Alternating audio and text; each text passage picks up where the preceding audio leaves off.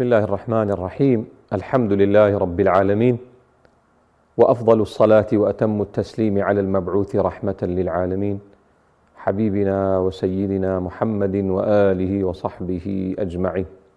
اللهم صل على محمد وعلى آل محمد كما صليت على إبراهيم وعلى آل إبراهيم إنك حميد مجيد، وبارك على محمد وعلى آل محمد كما باركت على إبراهيم وعلى آل إبراهيم إنك حميد مجيد. بەڕێزان و خۆشەویستان، السلام عليكم ورحمة الله وبركاته. سوپاسی خوای پەروەردگارەکەین کە یارمەتی دایمتوانین شەوێکی تر لە شەوە پیرۆز و تایبەتەکانی مانگی ڕەمەزان بینەوە خزمەتەوەی عزیز و خۆشەویست.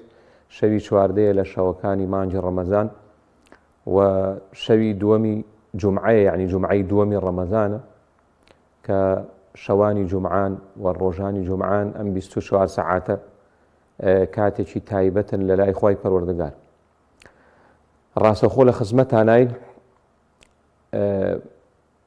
لای ئێمەی موسڵمان هەندێک کات و هەندێک شوێن پیرۆز دەخوای پەروەردگار پیرۆزی کردەوە. لەوانە شەو ڕۆژی جومعە کە 24 ساعتە، کاڵین شەو ڕۆژی جومعە لە مەغریبەوە دەست پێکا بۆ مەغریب، نوێژی شێوان بۆ نوێژی شێوان، ئەو 24 ساعتە شەو ڕۆژی جومعەیە. لە پیرۆزیەکان ئەبێ لای ئێمەی موسڵمان بمێننەوە و گەورەش بن، چونکەمانە دروشمی خوای پەروەردگارن. خوای گەورە لە قورئانە فەرمێ ذلك ومن يعظم شعائر الله فإنها من تقوى القلوب. بێگومان هەر کەس دروشمەکانی خوای پەروەردگار گەورە و مەزن بێ لە لای نیشانەی وایە موسڵمانی چاکە. بۆیە ناکرێت شەو ڕۆژی جومعە وەکو شەو ڕۆژێکی ئاسایی بەسەرمانە بڕوا، نەزانین چی عیبادەتێکی تێ ئەکرێ. یەکێ لە عیبادەتە گەورەکانی شەو ڕۆژی جومعە بریتە لە زۆر سەڵاواتدان لەسەر پێغەمبەر عەلەیهی السەڵات وەسەلام، چونکە ئێمەی موسڵمان هەمیشە و بەردەوام سەڵاوات ئەنێرین بۆ پێغەمبەر عەلەیهی السەڵات وەسەلام، سەڵات و سەلامی بۆ ئەنێرین، بەڵام پێویستە لە شەو ڕۆژی جومعەیە زیاتر بکەین. خوای پەروەردگار لە قورئانە ئەفەرمێ النبي أولى بالمؤمنين من أنفسهم. ئەفەرمێ بێگومان پێغەمبەر عەلەیهی السەڵات وەسەلام لە پێشتر و دڵسۆزتر و خەمخۆرترە لە موسڵمانان لە خودی خۆیان بۆ خۆیان، کە ئەم سیفەتە لەسەر زەویا تەنها بۆ ڕەسوول الله صلی الله عليه وسلم. یعنی دڵنیابە شتێک کەوترا پێغەمبەر عەلەیهی السەڵات وەسەلام فەرمێتی دڵنیابە لەوە باشترە کە تۆ حەز لێیەتی. دڵنیابە ڕێنمایەکانی پێغەمبەر عەلەیهی السەڵات وەسەلام هەمووی لە لووتکەی دڵسۆزی و چاچیان بۆ ئێمە. بۆیە ئەم پێغەمبەرە گەورە و مەزنە عەلەیهی السەلام کۆمەڵێک مافی لەسەر ئێمەی موسڵمان هەیە. یەک لەو مافانە زۆر سەڵاوەتدانە لەسەری و بەتایبەت لە شەو ڕۆژی جومعەیە. بامزانی معنای سەڵاوەتدان یعنی چی؟ اللهم صل وسلم على محمد یعنی چی؟ کە ئەوە کورتترین وەکەوترێ کورتترین سەڵاواتە.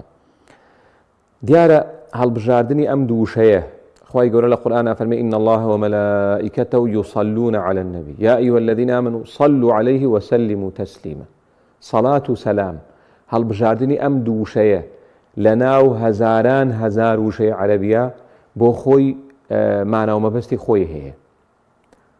کەلیمەی اللهومە کە ئێمە ڕۆژانە چەند جارێک ئەڵێینەوە واتە بانکردنی خوای پەروەردگار بە هەرچی ناو و سیفەتی هەیە، چونکە کەلیمەی ئەڵڵایە لەگەڵ میمێکە، ئەو میمە لە ڕووی ڕێزمانی و لە جێی یایەکەی یا ئەڵڵا، بەڵام لە ڕووی ماناوە عولەما فەرموون لە جێی هەموو ناوەکانی خوای پەروەردگارە. کە ئەڵێ اللهومە واتە خوای پەروەردگاری خاوەن ڕەحمان و ڕەحیمێتی، خاوەن مەلیکەتی و قودوسێتی، خاوەن سۆز و بەزەی ئیلا ئاخری ئەو ناو سیفەتانی کە هەیە. جا خوای گەورە لە قورئانە بە ئێمە ئەفەرمێ صلوا عليه وسلموا تسلیما. ئەفەرمێ موسڵمانان سەڵاوات و سەلامی بۆ بنێرن. بۆیە ئیمامی نەووی ڕەحمەتی خوای لێبێ ئەفەرمێ بەتەنیا مەڵێ اللهم صل على محمد، بڵێ اللهم صل وسلم على محمد. ئەوە جگە لە کاتی تەحیات اللهم صل على محمد، ئەوە لە تەحیاتە ئەوە ناڵێ، چونکە پێشتر سەلامەکە دووتووە. بەڵام وەکوتر بە چەند شێوازێک سەڵاوەتە وترێ، باشترینیان و کورتترینیان ئەوەیە بڵێ اللهم صل وسلم على محمد، یا اللهم صل وسلم على نبينا محمد، اللهم صل وسلم على حبيبنا محمد، اللهم صل وسلم على سيدنا محمد. هەمووانە دروستن. ئەگەر کەسێکی شتوانە و تاقەتێ بە سەڵاوەتی ئیبراهیمی بڵێ ئەوەی لە تەحیاتایڵین زۆر باشتن. وشەی سەڵات السەڵات بە معنای دوعا و پاڕانەوە دێ. بمعناي ببيتو ببيز دي التبريك، بمعناي تمجيد دي واتاش كودار كردن وقورة كردن، بمعناي الرحمة دي سوزو بزي، ووكو أوتري أكري بمعناي اشتتريج به. وشي سلام كالي وسلم يا السلام على النبي، وأم سلامة بوهمو كسيكي تريش سنة مسلمان قيشتن بيك ياخد بيونديشي تلفوني كد كلمة سلام بلي كلمة سلام يعني التعري من الآفات الظاهرة والباطنة. قال السلام على النبي يعني يا ربي أو بيغمبرت دور بي لهرشي بلاو مصيبته ناخوشي هي أواني ديارن وأواني بنهان أواني ديارن وأواني آشكران.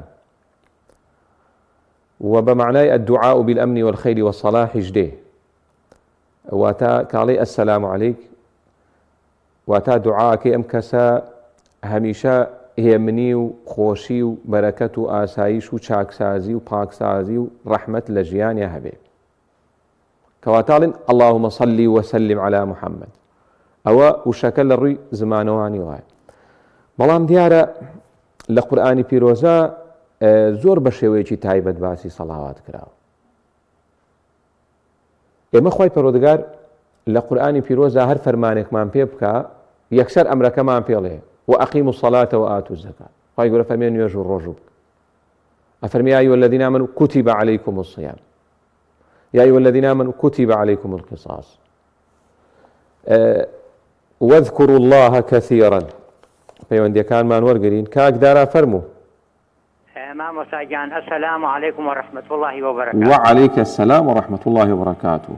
من دم صالة أو صلوات مراقة لدل ما مشي طريقة مثل نازانم الرئي مام وسايني آيني شونا يا لسعودية يا ولاتاني ترخلق صلوات ليا لفرمات يا غنبري إسلام صلى الله عليه وسلم. يما أبي بلين سلام إخوائي قوري لسربية يما أمر بان تيكري للروي قرآن وإخوائي قوري فرمي اقرأ أتواني بشاو بيخويني توا بدل بخوينتو أكتواني صوت الدركي يقرأ وايانا أما دروستا أنت قل كان قل هو الله أحد قل أعوذ برب الناس قل ربي زدني فقل ربي زدني حلما أما أنا أمر أبي صوتك الدرشية خواي قورا قل داننا ولا سرويك فرمي إن الله وملائكته يصلون على النبي يا أيها الذين آمنوا تسليما أما بمرون كرني وبم بوحام ورنا سرق سيمن أما شيء يعني أفرمي خواي قرو ملائكة كان أجن بفيغمبر إيوش في بقى تسليمي بن بكردار دي كان نقبق سبيلي يسمى مصاي عيني واهية الله يقر رشيدة أصلاوات لي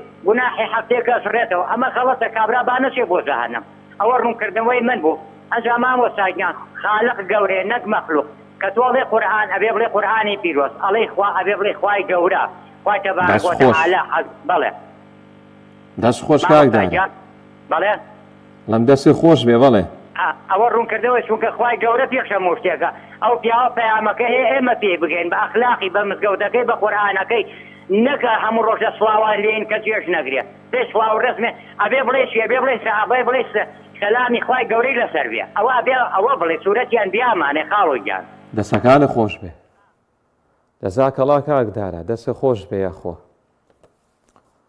باشە کاکدارە ئەڵێ هەوڵ دەین سەڵاواتەکانمان بشکەین بە عەمەل مەقسەیەکی جوانە هەروایە گەورەترین گەورەی بۆ ئینسانەوەیە کە هەوڵدات شوێنکەوتەی ڕاستەقینەی پێغەمبەر بێ عەلەیهی سەڵات وسەلام بەڵام لە هەموو بوارێکە نەوەک یەک دوو سوننە جێبەجێکا و ئیتر فەرامۆشی هەموو سوننەت و ڕسوکەوت و ئاکارەکانی تری پێغەمبەر کە عەلەیهی سەڵات وسەلام و دواتر مەسەلەی شێوازی سەڵاواتوانە کاکدارە ئێمە وەکو موسڵمان بەرنامەمان هەیە سەرچاوەمان هەیە قورئان و سوننەت و یەکدەنجی عولەما ئەم سیانە لای ئێمە بەڵگەی شەرعین قورئان سوننەت یەکدەنجی زانایان ئێمە لەمان ئەوانە سەرچاوەکانن بەڵێ باوکی ئیبراهیم لە سەیسایەق فەرموو باوکی ئیبراهیم وعليك السلام ورحمة الله وبركاته خواهی گەورە سەلامت کە براکەم قورئانێکی زۆر زۆر خوێنم ختمێکیشم کردووە ئینشاءالله بەس لە ماناکانی زۆر تێ ناگەم باشە یعنی خێر مەگایان تێ ناگەم لە ماناکانی زۆر تێ ناگەم زۆر زۆری باش بەڵێ پرسیارێکم زەحمەت نەبێت نابێت سڵاوات و شت دێتە دوو لە دوای نوێژوو تەراویح و ئەوانم بۆ ڕکردە دەسوی دەستخۆشی مامۆستاگیان. چۆن پرسیاری دوم نابێ سەڵاوەتی؟ خۆی زمانەی زوو چۆن بۆ هەر تەجروباتمانەگەر ذیکرمانەگەر سڵاواتمان دێدا ئەوان ناڵێن مەکەم بیدعای و نازانم لە بینی تەراویحەکان مەبەست؟ ئەگەر بینی دوور کارجارێ سڵاواتە لێ بێ لەبەر ڕکاتەکان لێک یەک نەچێ بەڵێ باشە ئینشاڵڵا وەڵام تێمە بەسەر چاو خوای تەعالا بتان پارێزێ. کاک وەلید لە هەولێر فەرموو. کاک وەلید مامۆستا یەکەم شت لەبەرخوا خۆشم دەوێ یەکەم جارە تۆ دەبینم لەو ڕەمەزانی ئەمساڵ لەبەرخوا خۆشم دەوێ خوای گەورە خۆشتی بوێ جەزاکەڵڵا. دومینیش مامۆستا ئەمنێک لەبارەی خۆم هەموو دەمێ قەردارم مەسەڵەن بڕۆپارەیەکی کەم لە کەسانێک قەرد دەکەم لەگە مەعاشەکەم دەدەمەوە دووبارە قەردار دەبمەوە یعنی ژیانم ڕزقم سوارە گوتم بڕۆکن شێخە چی دوعایەکی بکە ڕزقەکەت ببیتەوە نەچووم دوعام لێ بکە ئەو ڕزق سواری و ئەو قەرداریم لە کۆڵ بێتەوە مامۆستا ئینشاءڵڵا یا ڕەبی خوای گەورە بۆت ئاسان بکە. مامۆستا زۆشتم بەسەراتە زۆشتی ناخۆش شانسم ڕەشە بەختم ڕەشە هەندێک دەڵێن بەخت کە ئیسلامدا نییە بەڵام بەخت هەیە مامۆستا طائركم وما يلقاها إلا ذو حظ عظيم يعني بەختی من وا دەرنەچوو هەموو دەمێ قەردارم هەموو دەمێ ڕزق سوارم کارم بەش ناکە پەرت و بڵاو دەبێ ئینشاءڵڵا وەڵام تێمەوە خوای تەعالا کارە بۆ ئاسان کە لەبەر خوا خۆشم دەوێت خوای گەورە خۆشتی بیوە و هەموو کارەکانە بۆ ئاسان کە. سەچاو کاکە وەلید گیان باشە. کاکدارە ئەوە وەڵامی پرسیاری تێبینێکی زۆر جوانی وت کاکدارە ئەڵێ کە ئەڵین خوا بەتەنیا نەڵێن بڵێن خوای گەورە و ئەڵین قورئان بڵێن قورئانی پیرۆز باسی مقدساتمان کرد بەتەنیا نەڵێن قورئان بڵێن قورئانی پیرۆز خوای گەورە پێغەمبەری خوا صلی الله علیه و سلم پێغەمبەری ئەکرەم پێغەمبەری خۆشەویست ئەمانە مقدساتن لای ئێمە ئەمانە بێ پارێزرێن ئەمانە بێ زۆر بە جوانی بوترێ جەزاکەڵڵا کاکدارە. کە باوکی ئیبراهیم لە سەیسایەق پرسیارێک کەڵێ قورئان زۆرە خوێنم بەڵام لی تێناگەم ئایا خێرم بۆ بێگومان قورئان خوێنن بۆ خۆی عیبادەتە لی تێبگە یا لێ تێنەکەی بەڵام تێگەیشتن لە قورئان عیبادەتێکی ترە وە فەرزە. تێگەیشتن لە قورئان هەندێک جار وەکەوترێ فەرزە بۆ خوێنەوار و نەخوێنەوار تێگەیشتن لە ناوەڕۆکەکە یعنی بێ نەخوێنەوارێکی بپرسێت چی شتێ فەرزە لەسەرم چی شتێ حرامە نەیکەم جاری وای کەسێ قورئانیشی لەبەرە بەڵام وەک پێویست ماناکانی جێبەجێ ناکە وەکو ئەوە پاداشی نییە کە قورئانی جێبەجێ کردووە یعنی ئەو زۆر جار وتمە بۆ نمونە من باوکم قورئانی لەبەر نییە بۆ نمونە بەڵام نوێژی بەیانی نافەوتێ شەو نوێژی نافەوتێ منیش قورئانم لەبەرە بەڵام جاری بە مانگە دوو جار نوێژی بەیانێکم کاممان لای خوا پاداشمان زیاترە باوکم کە خوێنەواری نییە لەبەرەوە گەورەی ئینسان بەوەیە کە مانا و ناوەڕۆکەی قورئان جێبەجێکە بەڵام قورئان خوێندن بۆ خۆی عیبادەتێکی سەر بەخۆیە هەروتت بسم الله الرحمن الرحیم بەنیەتی قورئان سەونەوەت خێرت بۆ نووسێ وەکو باسمان کردو. مەسەلەی سەڵاواتدان کاکدارا لە نێوان تەراویحەکە سەڵاوات عیبادەتێکی گەورەیە بەڵام شوێنی بۆ دیاری کراوە شێوازی بۆ دیاری کراوە عیبادەت لە نێوان تەراویحان نەبیسراوە پێغەمبەر عەلەیهی سەڵات و سەلام کە خۆی تەراویحی کردووە سەحابە کە کردویانە چوار مەزهەبەکە نەبیسراوە لە نێوان تەراویحا بەدەنگە بڵێ 10,000 سەڵاوات لەسەر پێغەمبەر عەلەیهی سەڵات و 8 ڕکات و 10 ڕکات وانە ئەو نییە کە ئینسان شتەکانی لێ تێکچێت لەبەرەوەش عیبادەتێک کە نەکراوێ بۆ ئێمە زیادیکەین بۆ بێڵین دوای لە دنیای عیبادەتە ئینسانە بێ پابەندی ئەوە بێ کە بۆی دانراوە چونکە ئێمە پێمان وایە باشترین و جوانترین و چاکترین عیبادەت کە کرابێ لەسەر زەویا ڕەسوڵ الله کردوێتی عەلەیهی سەڵات لە کەس شێکی نەکردێن بۆچی زیادی کەم و ئەوەی کە پێویستە پێغەمبەر عەلەیهی سەڵات و سەلام کردوێتی بە فەرز و بە سونەتەوە لەبەرەوە ئەو 1000 سەڵاوەت و ئەو نەسەڵاوەتە لە نێوان تەراویح وەکو عیبادەت نییە ئینسان نەیکە وەکو لێ تێکچوونی شەکرێشتی تر دانێت دواتر چوار نوێژ چی ئینسان بڵێ لێم تێکەچێ ئەو پاساو نییە ڕاستیەکەی کارم چوار نوێژ ئێمە بەسم لە ڕووی ژمارەوە جنان نوێژ زۆر گەورە و مبارەکە. کاکوەلی دەڵێ داوام بۆ بکەن قەرزەکانم دەنەوە داوای دوعای خێرەکە خوای گەورە بۆ ژەنابت و بۆ هەموو مسلمانانی ئاسان کاوانی کە قەرزارن و باسی وە کاڵێ بەختم ڕەشە کەلیمێ ڕەش بەکار نێن بەخت هەیە بەڵێ بەخت کاکدارە دڵنیا بە هەمومان لە تاقیکردنەوە ئەمە ئایەتی قورئانە خوای گەورە لە قورئانە فەرمێ وئین کنا لەموبتەلین فەرمێ دڵنیا بن ئێمە ئێوە تاقیکەینەوە لەبەر پێت وانە بێ کە کەسێک تۆی بینی قەرزار نییە یاخود ژیانی خۆشە یاخود شتێکی باشی هەیە لە هەموو شتێکا دڵی خۆش بێ. هیچ کەسێک نییە لەم سەر زەویە 100% لە هەموو شتێکا دڵی خۆش بێ. هەموو کەسێک ئەم دنیای شوێنی تاقیکردنەوەیە، شوێنی ئەوە نیە ئینسان تایە ڕابێری هەرچێکی بێ دەستی خاو پرسیاری حەڵاڵ و حەرام. وەکو زۆر جا ئەم نمونەم هێناوەتەوە. قوتابیەک کاچێتە هەڵی تاقیکردنەوە، ئیشی ئەو لە تاقیکردنەوەکەیە ئەوەیە ئەو پرسیارانە وەڵام باتەوە بۆ ئەوەی کە سەربەرزانە تایە دەرچێت. ناکرێت لە هۆڵی تاقیکردنەوە قوتابیە بڵێ ماوە زەحمە نەبێ نەفرێک کە بابم بۆێنی، زەحمە نەبێ فڵانە خواردن بێ. ئەمە بابە تۆ چیەکەی؟ ئێمەش لەم دنیای ئاواین بەڕێزەکانم. ئەم دنیای شوێنی تاقیکردنەوە شوێنی هەرچیەکە حەز لێ بێ بیکەی. ئێستا جیلێک بەڕێوەیە و خەڵکیش کە دوورە لە خوای گەورە ئێوە بکات بەڕێزەکان نابێ بێ ئینسانی مسلمان لە حەقیقەتی دنیا تێ بگا.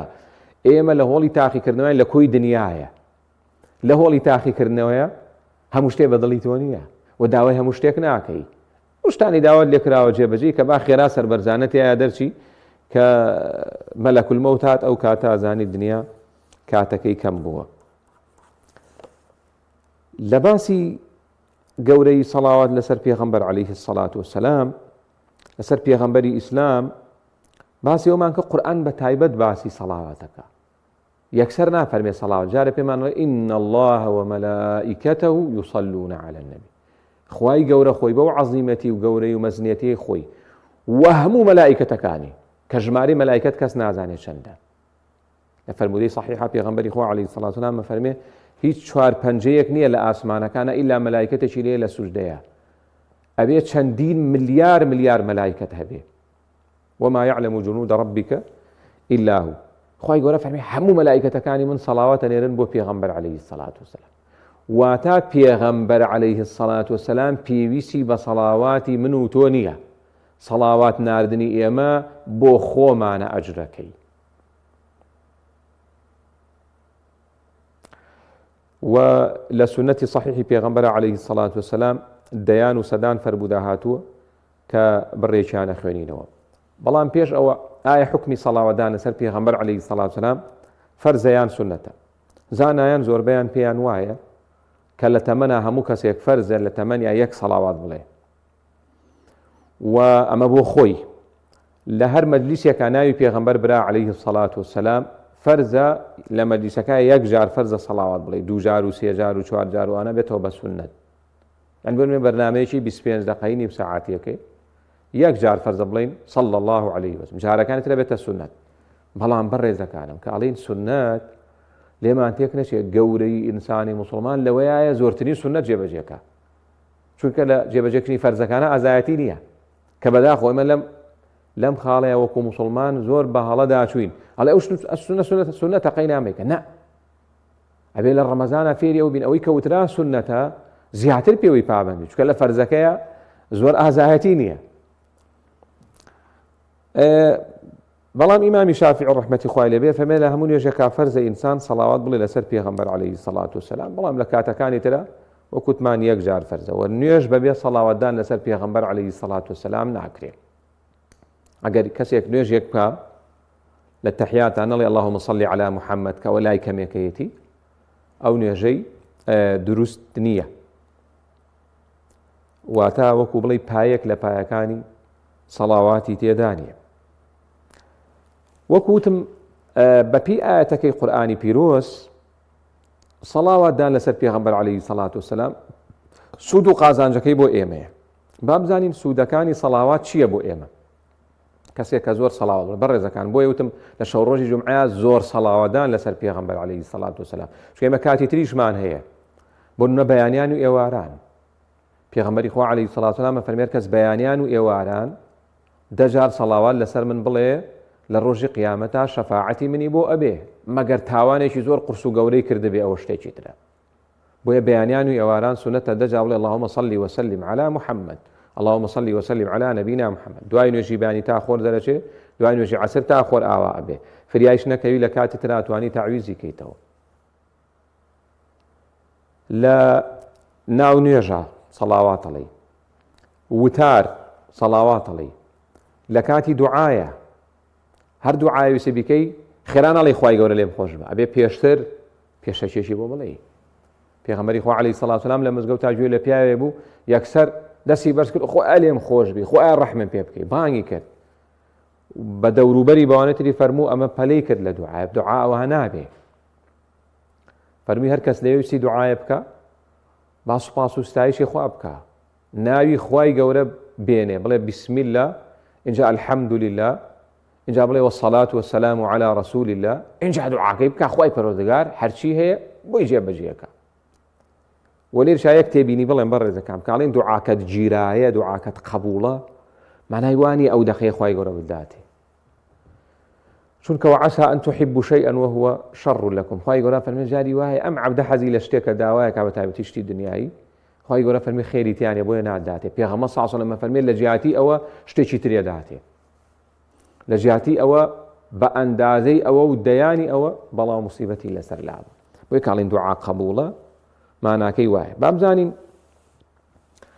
سوودەکانی سەڵاوەتدان لەسەر پێغەمبەر چی عەلەیهی سەڵات وسەلام وەکو وتمان سەڵاوەتدان مطلقی هەیە هەر دقەی بتوێ سەڵاوات ئەڵێ عیبادەتێکە و هەندێک کاتی تایبەتیشی هەیە لە کاتە زۆر تایبەتەکان شەو ڕۆژی جومعەیە کە 24 سەعاتە و زۆر خێرا ڕوا ئەم 24 سەعاتە زۆر خێرا ڕوا ئەگەر لە حوتی ئەوانەوە حیسابی کەین کە 6 و 12 دقە بانگی فەرمووە ئەگەر لە حوتیشەوە حیسابی کەین حوت بۆ 12 5 سەعات ئێستەی چواری ئەوە 9 ساعات لەو لایش ئەوترمانە بوو 10 ساعاتمان ڕۆیشتۆ لە 24 ساعاتەکە 14 ساعتی ماوە ئایا لەم 10 ساعاتەیە من و تۆ تەسبیحێک سەڵاواتمان و تۆ عەبدوڵای کوڕی مەسعود فەرمێ هەوڵدەن لە شەو ڕۆژی جومعەیە 1000 جا بڵێ اللهم صل وسلم على نبي الرحمة اللهم صل وسلم على محمد وەکاڵی 1000 جار ژمارەکە زۆر زۆرە ئەجرەکەی زۆر گەورەیە بەڵام کاتەکەی زۆر کەمە خوا بەقەت چەند مۆبایل کۆڕینێکی ئاوایە ئاواکەی لەبەرەوە چیمان کردووە لە شەو ڕۆژ جومعە عولەما فەرموون باشتر وایە زۆریش قورئان نەخوێنی سوورەی کەهف و ئەو ویردوشتەی هێتە خەتمەکە جوزئێکەوانە باقیەکەی خەریکی سەڵاوەتدان بە لەسەر پێغەمبەر عەلەیهی سەڵات وسەلام نوێژی زۆر مەکە لە شەو ڕۆژ جومعە فەرزەکان و شەو نوێژەکە و تەراویحەکە و ئەو سونەتانەی تر کردوتە دانیشە سەڵاوەت بڵێ لەسەر پێغەمبەر عەلەیهی سەڵات وسەلام و کەسێک بەتەما بێ وەفاداری هەبێ بۆ پێغەمبەر عەلەیهی سەڵات وسەلام بەتەما بێ گەورە و شکۆدار بێ لە دنیا و لە قیامەتدا چونکە بەڕێزەکان گەورەترین مرۆڤ لەسەر زەویە لە لای خوای پەروەردگار ڕەسوول الله صلی الله علیه وسلم محەممەد المستەفا ڕوحمان بە قوربانی بێ ئەمە هەر قسەی ئەمەی موسڵمان نییە کابرایەکی بەڕەگەز جوولەکەی ئەمریکی هەیە نازان ما بێ یان نا مایکل هارتی ناوە ئەم مایکل هارتە ئەڵێ ویستم دراسەیەکی باشی مێژوو تاریخ بکەم ناوی 100 کەس بێنم کە لە مێژووە زۆر گەورە و مەزن بوون هەر کتێبەکەی بەو ناونیشانەوە کە کراوە بە عەرەبی 100 کەسە مەزنەکەی مێژوو یەکەم کەس ڕەسوول الله نووسیوە محەممەد عەلەیهی سەڵات وسەلام کە باوەڕی پێ نییە کە ڕقی لێیەتی ئەڵێ نەمتوانی دوایەک پێیانوت چۆن تو ئەوان نووسیوت ئێمە جوولەکەین و ئەوانە تی نەمتوانی یعنی بێتە خیانەت لە مێژوو نەمتوانی گەورەترین مرۆڤ محەممەد نەبێ عەلەیهی سەڵات وسەلام ئێمەش تازە بەسە زمانی وامان هەیە کابرای جوولەکەیەوە بەسە زمانی وامان هەیە ئەم سونەتە ناو حەدیسی پێغەمبەر ناو دوورەکەی تۆ چیەکەی بابە ئەگەر تێ بێتەوە سەر ڕاستە شەقامەکە بێ لە سنەتی پێغەمبەر عەلەیهی سەڵات وسەلام بەهرەمەند بی هەر شتێ پێغەمبەر عەلەیهی سەڵات وسەلام وتوێتی فەرموویەتی کردوێتی بیخەسەر سەرت لێ حاڵی بێ لێ حاڵی نەبووی جاری مسلمانێکی بەسە زمان عەرەبی نازانێ بێ ڕەخنە لە سنەت بگرێ بەواز بێنە ئەوە ئینسانی مسلمان دوورکەوێتەوە لەوە لەبەرەوە کەسێک بیوێ گەورە بێ لای خوا بێ زۆر سەڵاوات بڵێ کەسێک بیوێ زۆر نزیک بێ لە پێغەمبەر عەلەیهی سەڵات وسەلام بێ زۆر سەڵاوات بڵێ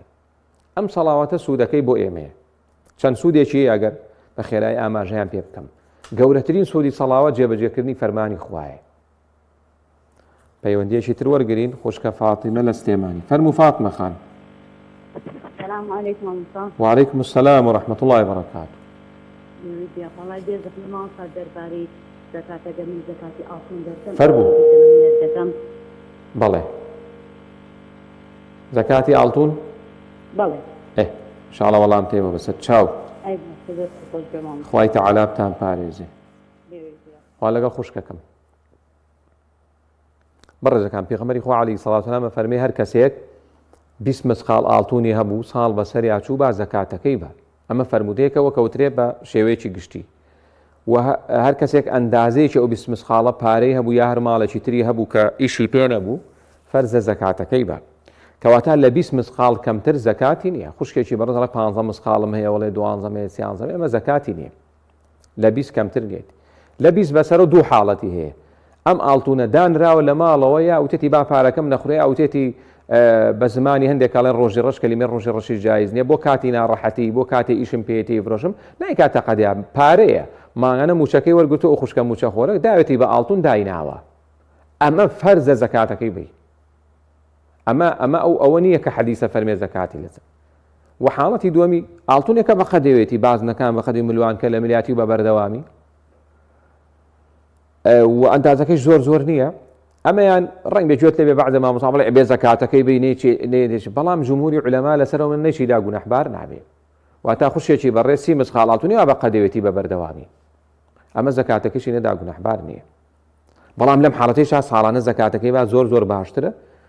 و بەڕێزەکانم زەکات قورس نەبێ لە لامان کە زۆر جار وتومە بە خوشکان خوشکێکی بەڕێز 40 مسقال ئاڵتونی هەیە کە هەیە لەم ساڵەیە 140 هەیە باشە 40 مسقال ئاڵتونی هەیە قورسە لە لای زەکاتەکەی با دوو ڕۆژی تر ئەمرێ.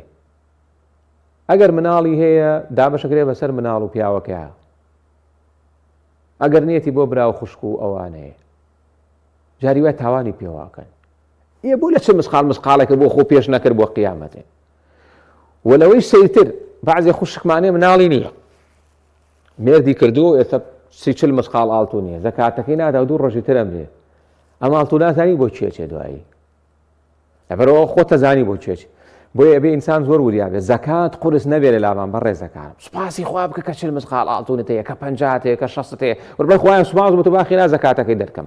لەبەرەوە لە هەرچی حاڵەتێکا بۆ چۆن ئاڵتونت هەیە 20 مسقال زیاتر زەکاتەکەی بە بۆ دنیا و قیامەتێ باشترە. بەڵام ئەوی بەقەتەوەی زەکاتی نەدەی وەکو گونەحبار نابی. کاک خەلیل فەرموو.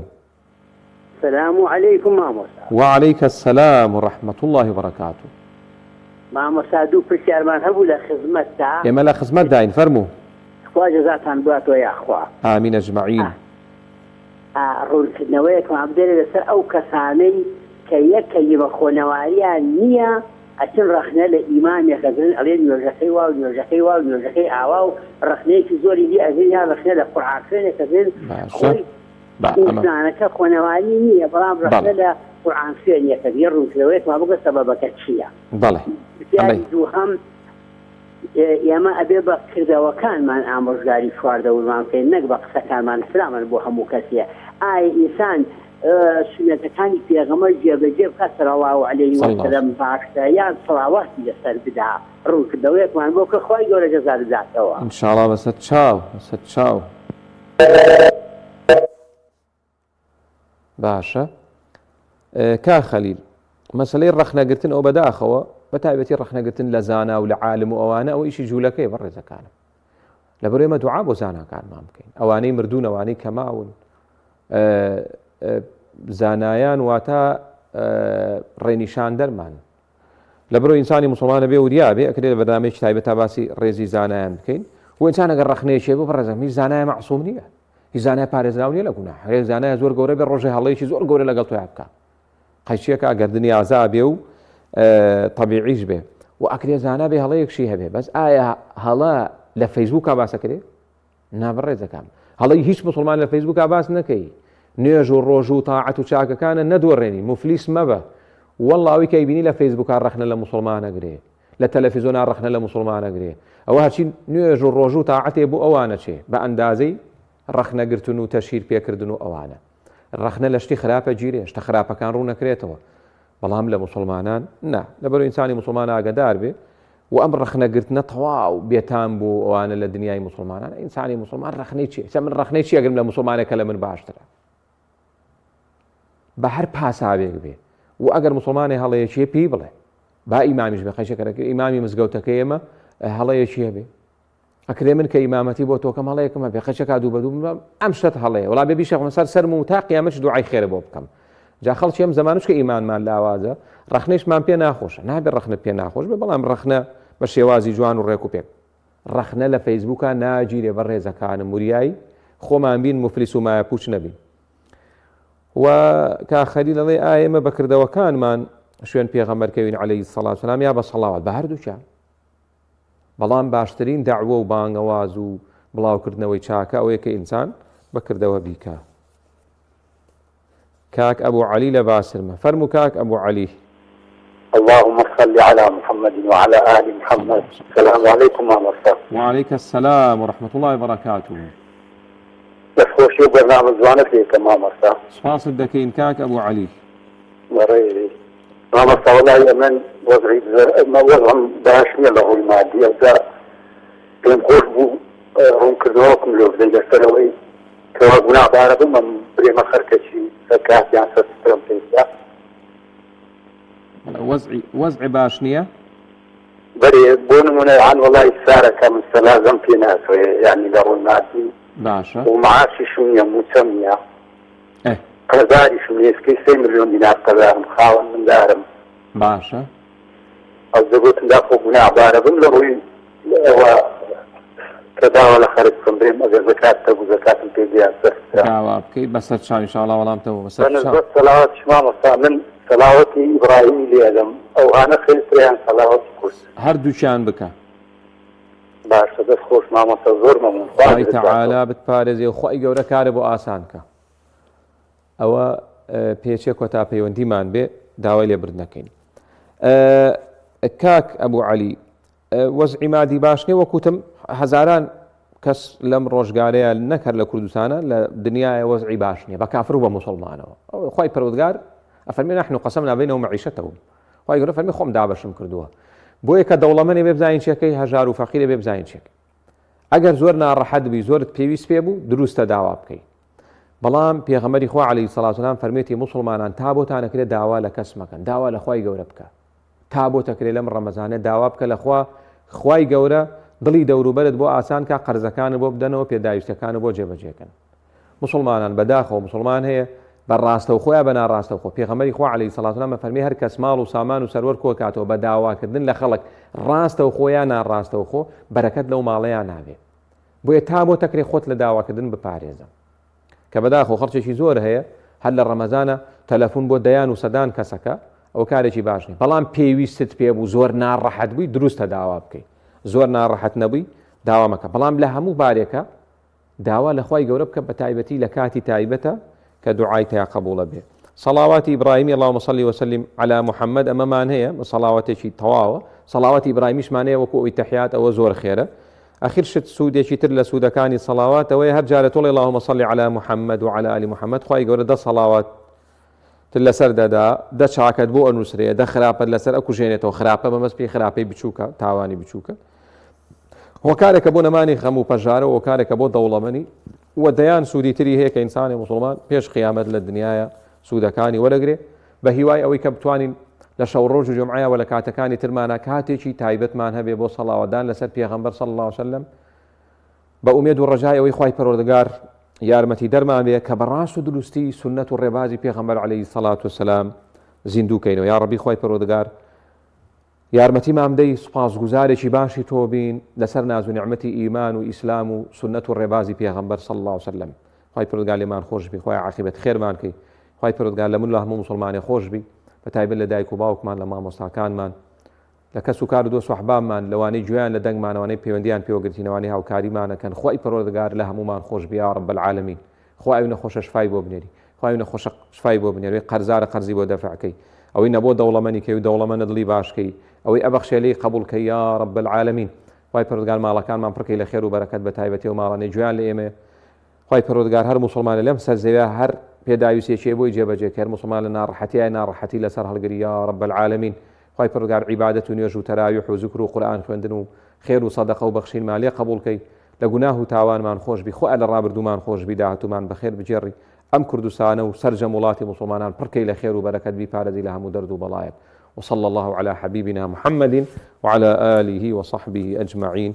والسلام عليكم ورحمة الله وبركاته.